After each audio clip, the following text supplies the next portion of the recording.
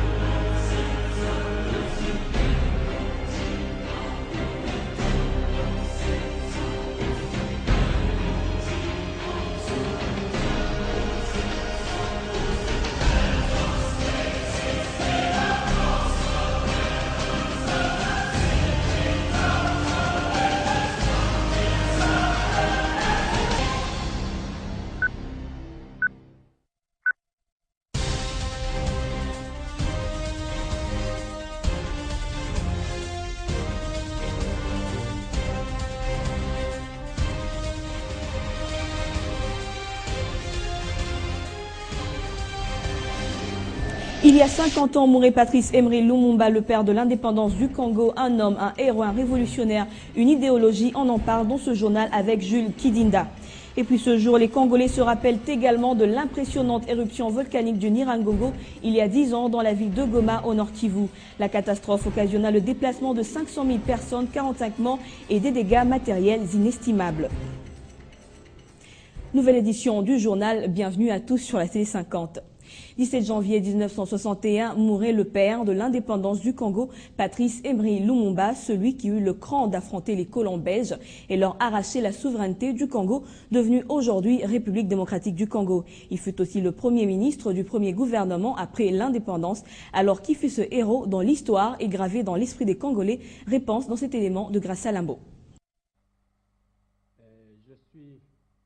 Né le 2 juillet 1925 à Onalua dans les territoires de Katakokombe au Sankuru, Patrice Emery Lumumba a fréquenté l'école catholique des missionnaires, puis une école protestante tenue par des Suédois. Employé des bureaux dans une société minière dans la province du Sud Kivu jusqu'en 1945, puis journaliste à Léopoldville, aujourd'hui Kinshasa, et Stanleyville, l'actuel Kisangani. Lumumba s'est également plongé dans des manuels d'histoire pour étudier plus en profondeur la Révolution française et l'histoire d'Haïti, des États-Unis et de la Russie. En septembre 1954, il reçoit sa carte immatriculée, réservée par l'administration belge à quelques éléments remarqués du pays. En 1955, il crée une association, celle des personnels indigènes de la colonie, et aura l'occasion de s'entretenir avec le roi Baudouin en voyage au Congo sur la situation des Congolais. En 1960, Patrice Emery Lumumba devient le premier ministre du Congo. Il est assassiné le 17 janvier 1961 au Katanga. 51 ans après, sa famille biologique réclame que la lumière soit faite autour de sa mort. On vient donc de suivre le portrait de celui qui déclara que notre indépendance n'était pas un cadeau des Belges, mais le fruit d'une lutte. Sur ce plateau, nous recevons un invité, Jules Kidinda, analyste politique, pour analyser justement l'impact de la lutte de Patrice Emery Lumumba. Bienvenue. Merci. Est-ce qu'au regard du contexte politique actuel, pouvons-nous dire que la mort de Lumumba n'était pas vaine et qu'aujourd'hui la souveraineté est acquise? Non, on ne peut pas dire que la souveraineté politique est totalement acquise.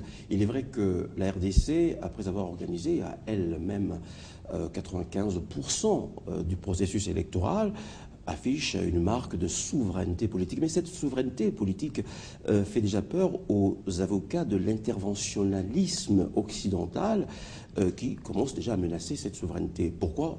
Parce que le mécanisme utilisé par ces personnes-là est connu, c'est-à-dire qu'on essaie de fragiliser le processus électoral.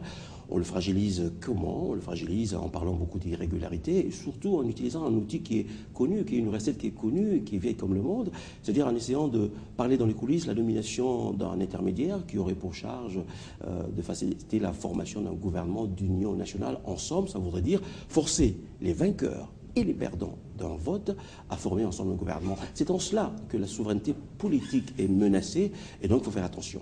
Alors qu'est-ce qu'on peut faire pour justement éloigner l'ingérence des pays étrangers, conserver notre souveraineté? Alors il faut cultiver ce qu'on appelle le patriotisme, c'est l'amour de ce pays.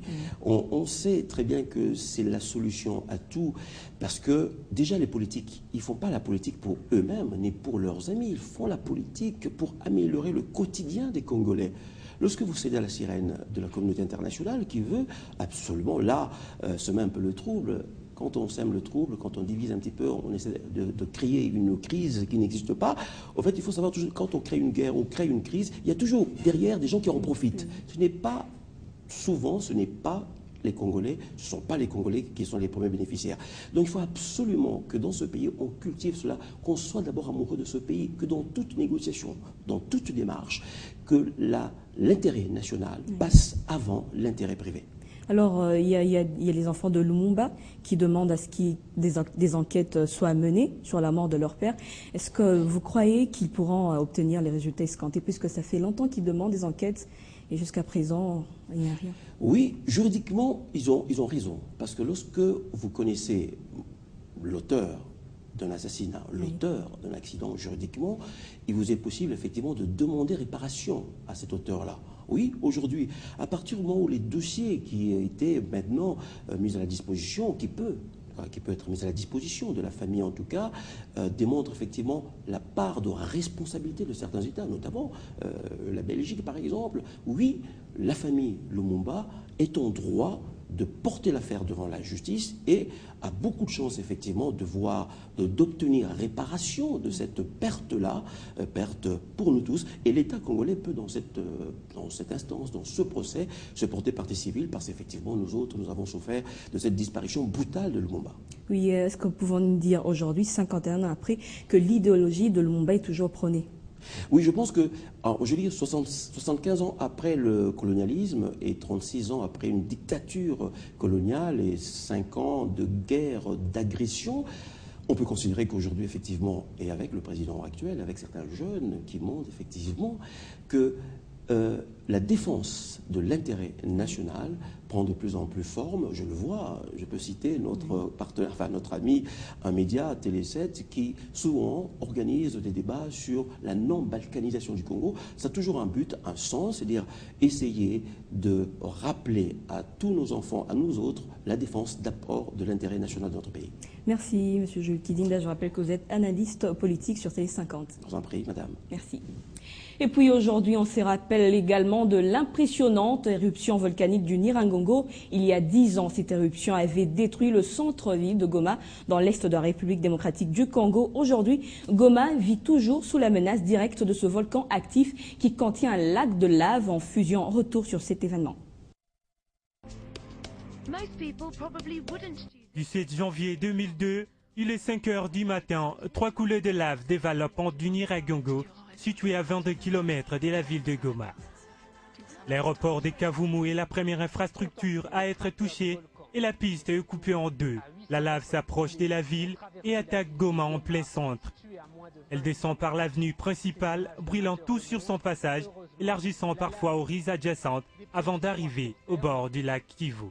La coulée se jette dans l'eau, un énorme bouillonnement de vapeur. Une chance, la pente du terrain est faible à Goma, du coup la lave va lentement et encore plus lentement au fur et à mesure qu'elle refroidit. Beaucoup de gens ont alors le temps de fuir en récupérant le maximum possible de leurs biens.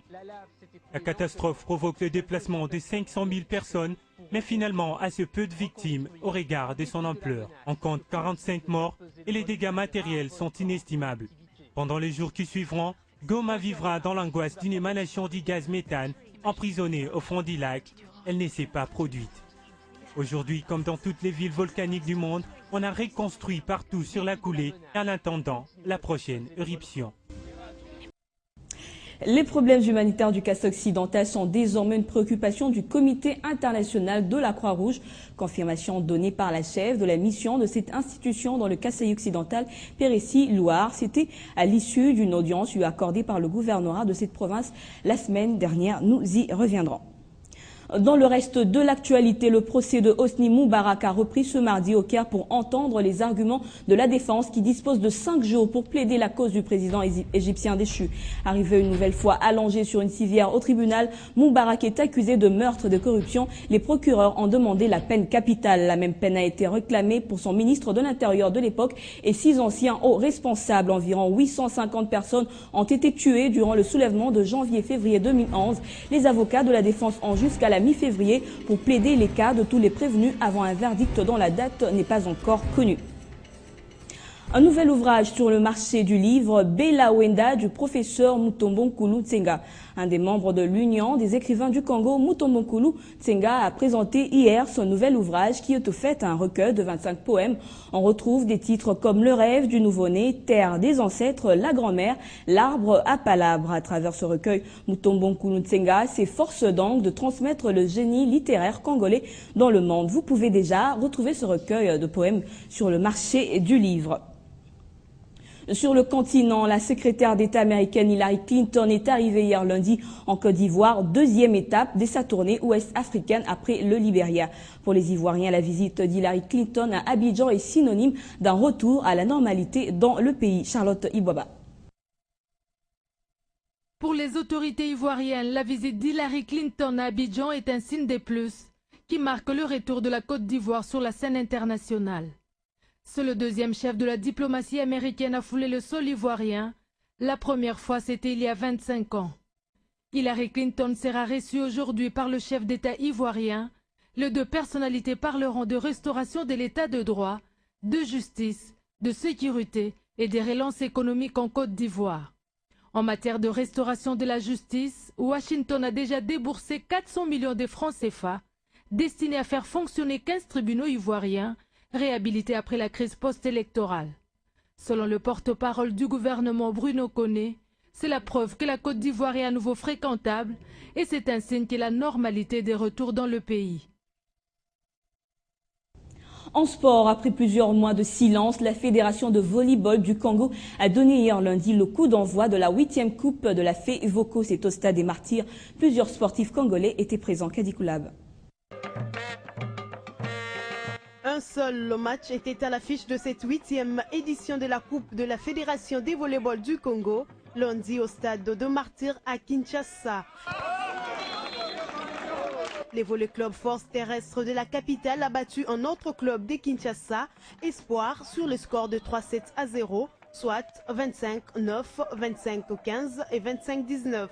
Parce qu'ils avaient un jeu cohérent, un jeu collectif cohérent, bon, ils ont gagné, Nous nous sommes préparés en conséquence, on a mis du sérieux dans la préparation. Ça a toujours été, au niveau de la force terrestre, la préparation était toujours très importante parce que quand on a pris l'habitude de gagner, il faut rester au top. Quand on veut rester au top, on met tous les atouts sur le top. Signalant que seules 3 provinces ont confirmé leur participation à ces championnats nationaux qui devaient démarrer depuis le 12 janvier dernier. On allait un peu, il faudrait que les dirigeants puissent un peu élever le niveau de volleyball au Congo parce que c'est vraiment difficile. Il n'y a pas d'engouement, il n'y a pas d'ambiance, je crois que pratiquement c'est une mauvaise impression pour nous. Deux groupes se disputeront cette coupe de la FEVOCO chez les messieurs. Dans le groupe A, on retrouve Onatra, Espoir, Police, Main Noire et Force Terrestre. Dans le groupe B, on cite la 8e région, le VC Mazembe, Mwangaza Tonnerre et Negrita. Alors que chez les dames, le championnat se jouera en aller-retour entre Desampé, Canon, V-Club et Gracia.